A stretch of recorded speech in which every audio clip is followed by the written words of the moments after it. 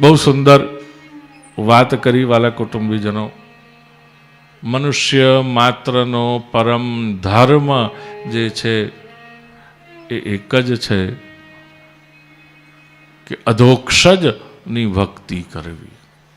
અધઃ અક્ષજ યસ્ય સહ અધોક્ષજ.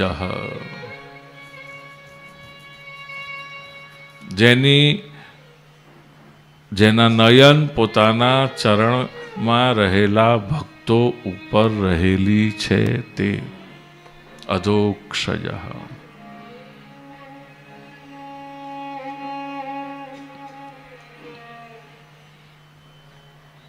જે લોકો પુષ્ટિમાર્ગી હશે જીવ, એ બધાને ખ્યાલ હશે કે સેવા કરે તો ઠાકોરજીની માલાઓ પણ સિદ્ધ કરે. ને ઠાકોરજીની માલાની અંદર એ બધાને ખ્યાલ હશે કે મુખ જે હોય પુષ્પનું એ કઈ બાજુ હોય માલાજીમાં? ઠાકોરજીના ચરણ તરફ. ભક્તોની દ્રષ્ટિ ક્યાં હોય? ભગવાનના ચરણમાં. આપણે જે ભક્તિ કરીએ છીએ તે કઈ ભક્તિ છે? ચરણાંબુજા. ગોપીજનો જે ભક્તિ કરે છે તે કઈ છે? મુખાંબુજા.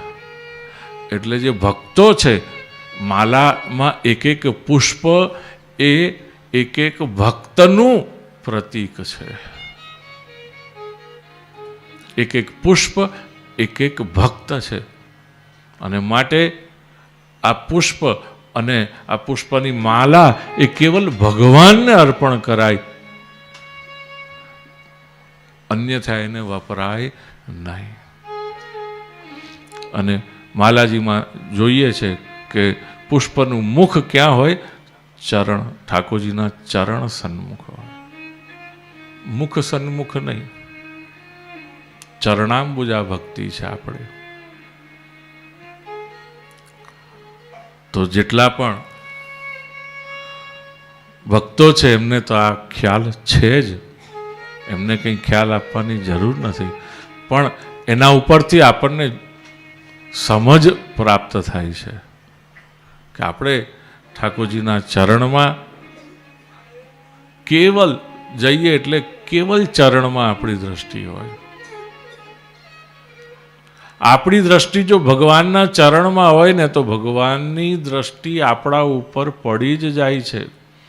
કેવું નથી પડતું તું મને જોજે, હો, તું મારું ધ્યાન રાખજે, એવું કેવું નથી પડતું. બસ આપણે એના ચરણને પકડી લેવાના છે.